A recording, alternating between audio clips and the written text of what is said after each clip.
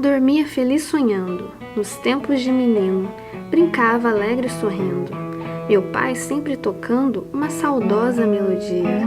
À sombra de um juazeiro, ainda hoje sinto o cheiro do café que mãe fazia. O cheiro da minha infância é um cheiro doce. Canela. De comida. Bolo de cenoura da minha avó no forno. Cheiro de marisia. Cheiro de rosas, né? O perfume, né? Por aí, cheiro de talco. Quando sentimos um cheiro pela primeira vez, associamos ao momento.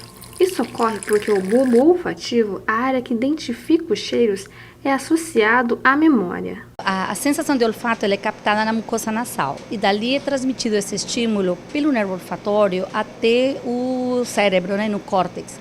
Então existem associações, fibras de associação desta área olfativa com a área da memória, com o sistema límbico, que é o que controla nossas emoções. Dessas associações, né, com as lembranças e com as emoções, então você consegue lembrar de alguém pelo cheiro.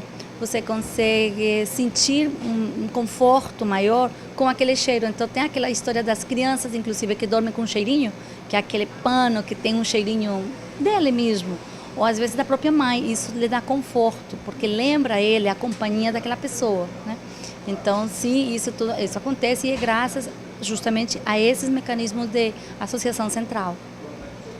Cheiro de perfume, de bolo, de café, cheiro de infância. A definição de cheiro bom, cheiro ruim, muda de acordo com as experiências sensoriais de cada indivíduo. E qual o cheiro que você menos gosta? Vamos dizer, cheiro de podre, cheiro de coisa podre, né? Azedo. De flor, por exemplo. Cheiros fortes. Caminhão de lixo passando. Azedo. De uma coisa desagradável, né? Restos de detrito. Pronto, detrito.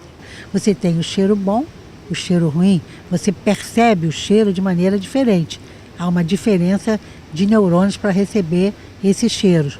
E você tem uma ligação com a sua história, porque está ligado ao sistema emocional. Então, há cheiros que te dão prazer, há cheiros que você gosta e te faz lembrar algumas coisas do passado, como também tem cheiros que te dá raiva, te dá repulsa, te lembra coisas ruins. É possível se acostumar com o cheiro, pois o olfato é um sentido que se adapta. Quando sentimos um cheiro forte, depois de um tempo ele se torna quase imperceptível.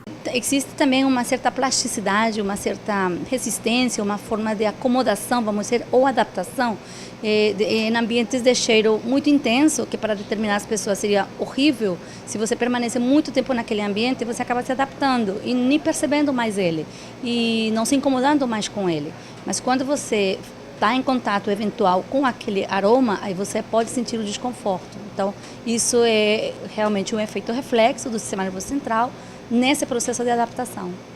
O olfato desperta outras funções em nosso corpo. Quando sentimos o cheiro bom de uma comida, começamos a produzir saliva e nosso organismo se prepara para receber o alimento. Metade do sabor que sentimos ao comermos é devido ao olfato. O olfato estimula o gosto. Então, que eu te falei, estão muito próximas, essas funções estão próximas.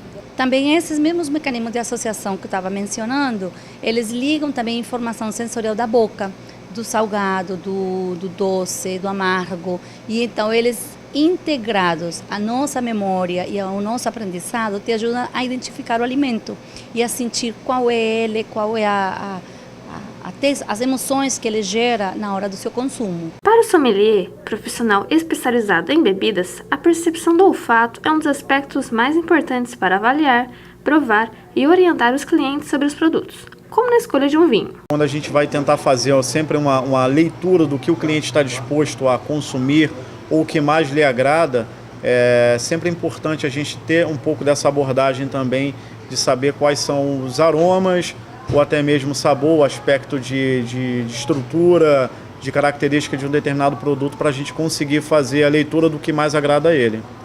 Vivia sempre a cantar pelas ruas da cidade, em minha pouca idade, em serenatas ao luar.